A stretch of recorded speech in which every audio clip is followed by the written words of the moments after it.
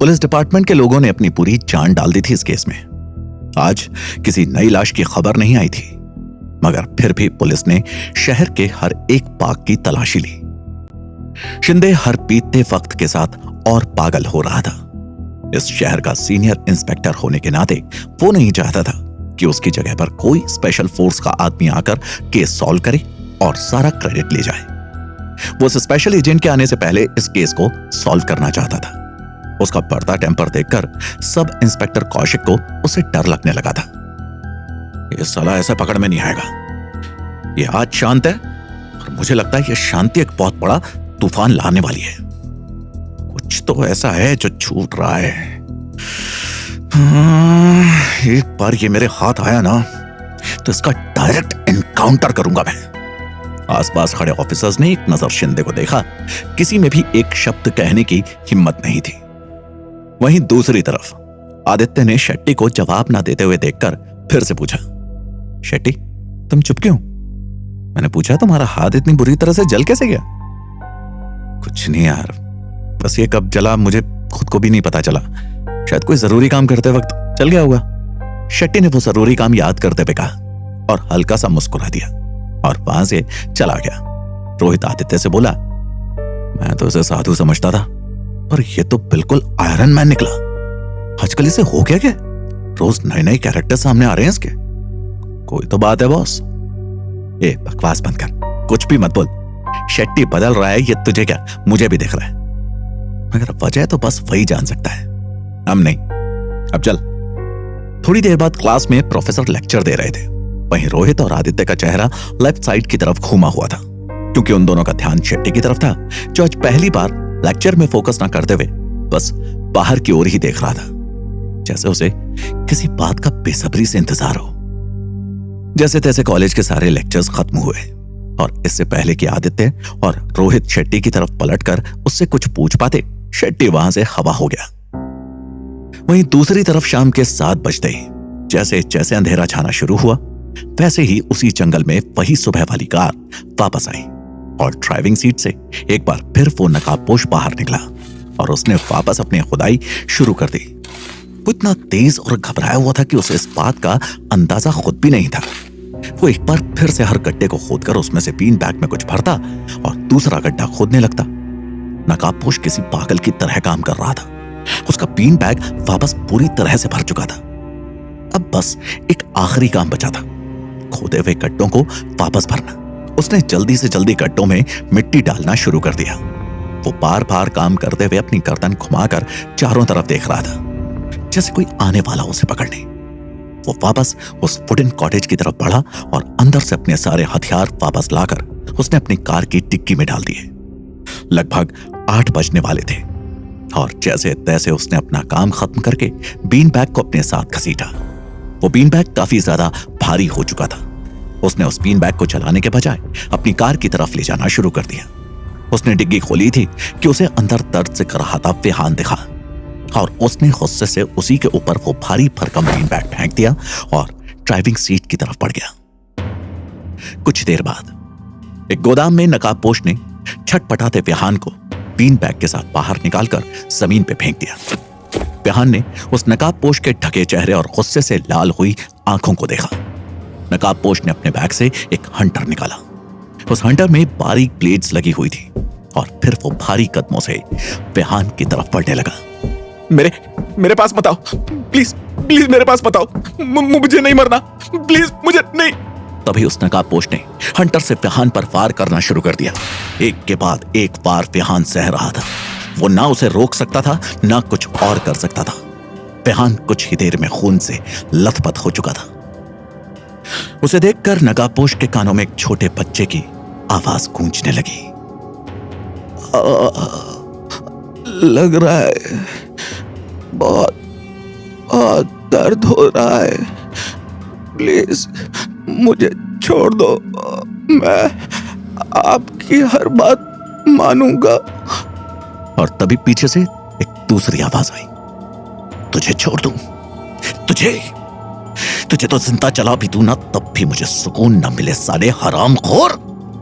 कलंक है तू, जैसे इसी तरह मैं रोज अपने सर से मिटाने की कोशिश करता हूं। तू मर क्यों नहीं जाता? नकाबपोश ने वो हंटर एक तरफ फेंका और कसकर अपने कानों पे हाथ रख लिया, जैसे ये आवाजें उसे परेशान कर रही हो। वो अपने कानों पे हाथ रखकर बौखलाने लगा और इधर से उधर जाने लगा। तभी उसकी नजर एक बॉटल पर गई जिसे वो अपने साथ लेकर आया था। उसने उस बॉटल को पकड़ा और विहान की तरफ बढ़ गया। फिर उस बॉटल का ढक्कन खोला और एक एक बूंद करके विहान के जख्मों पर कुछ डालने लगा, जिससे विहान की चीखें और भी तेज और भयानक हो गई। तभी उसके कानों में वही आवाज दोबारा आई, ये क्या है, तुझे पता है? नहीं पता ना, मैं बताता हूं, ये तेजाब है। ये ले, ये तेरे लिए लाया हूं मैं, लेना ले। ये कहकर वो आदमी उस बच्चे की पीठ पर तेजाब के छींटे मारने लगा। उस बच्चे की चीखें नकाबपोश को उतनी ही दर्द भरी सुनाई दे रही थी जितनी शायद तकलीफ अब विहान को हो रही थी।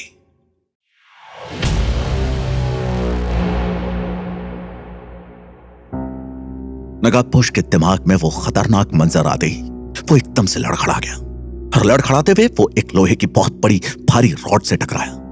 उसके दिमाग में कुछ कौंधा और उसने उस लोहे की रॉड को थाम लिया। फिर उसे जमीन में घसीटता हुआ विहान की तरफ बढ़ गया।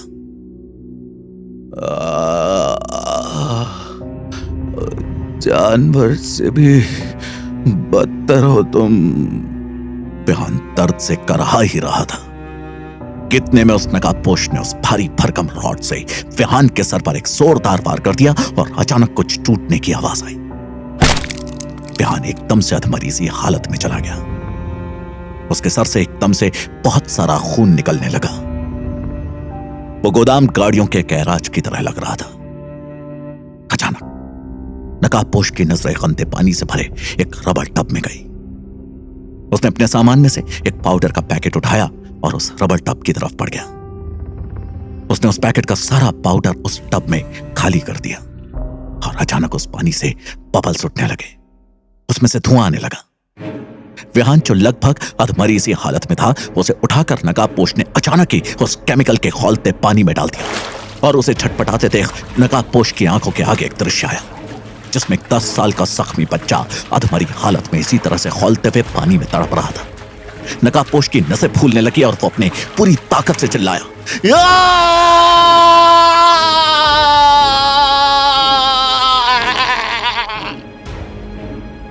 और इसी के साथ उस पूरे गोदाम में एक असहनीय बदबू फैल गई। कुछ देर बाद नकाबपोश एक बार फिर अपनी गाड़ी के पास आया और उसने अपनी टिक्की खोली, अपने हथियार वापस अपनी टिक्की में डालने लगा।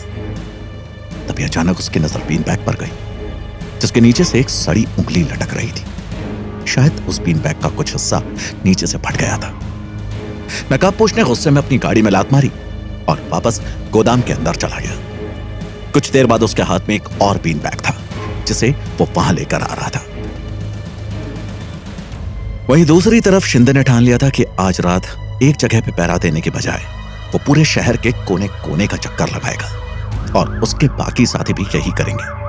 वो लोग रात होते ही निकल गए। हमेशा की तरह वीर सिंह और सब इंस्पेक्टर कौशिक उसके साथ थे। वो आगे बढ़ते बढ़ते जंगल के बीच से निकलती एक रोड पर पहुंचे। वो जगह पूरी तरह जंगल से ढकी हुई थी। चारों तरफ जंगल और बीच में बस एक रोड। शिंदे की पोस्टिंग बेंगलोर में कुछ साल भर पहले ही हुई थी, इसीलिए उसके लिए यह जगह एकदम नई थी। मगर वीर सिंह और कौशिक की हालत उस जंगल को देखकर खराब हो गई।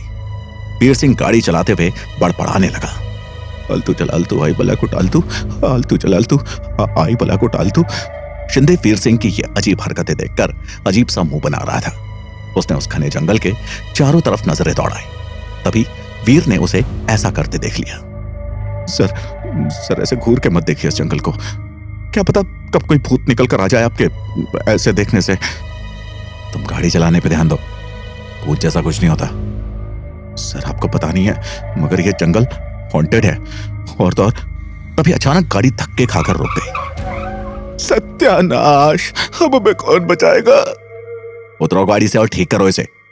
वीर सिंह ने नामे गर्दन हिलाई और शिंदे ने उसे घूर कर देखा।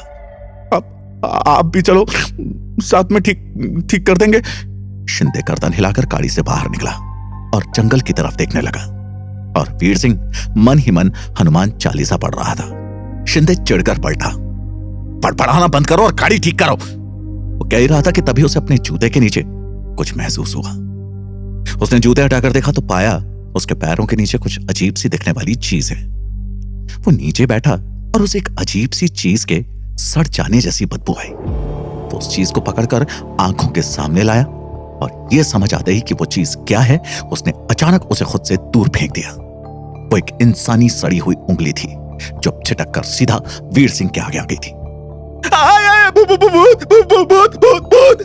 शिंदे ने अपनी बढ़ चुकी सांसों पर काबू पाया और अपनी जेब से वॉकी टॉकी निकालकर इंफॉर्मेशन पास की। अभी इसी वक्त शहर के सबसे आखिर में पड़ने वाले जंगल में पूरी पुलिस टीम के साथ पहुंचो और इस जंगल को चारों तरफ से घेर लो। कोई भी इंसान दिखे उसे देखते ही दबोच लिया जाए। और फिर वॉकी टॉकी रखकर शिंदे चिल्लाया, कौशिक और वीर सिंह मेरे साथ अंदर चलो, अभी इसी वक्त। ये कहकर शिंदे एकदम से अंदर की तरफ चला गया। कौशिक भी गाड़ी से उतरा और वीर सिंह को पकड़कर जंगल के अंदर ले चला। शिंदे ने बंदूक निकाली और चारों तरफ नजरें घुमाकर देखा। इन सब के अंदर जाने के कुछ ही देर बाद नकाबपोश की गाड़ी वहां पर आकर रुकी और पुलिस की गाड़ी को वहां देखकर उसे ठंडा पसीना आने लगा। अपनी गाड़ी को वहां न रोककर वो आगे बढ़ गया और थोड़ा आगे जाकर गाड़ी रोकी। फिर गाड़ी से उतरकर वो भाग के डिग्गी की तरफ गया।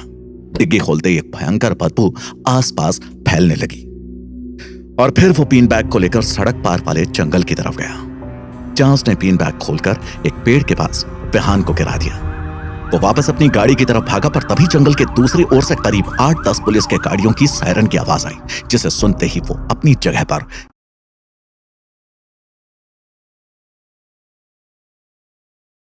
जम गया।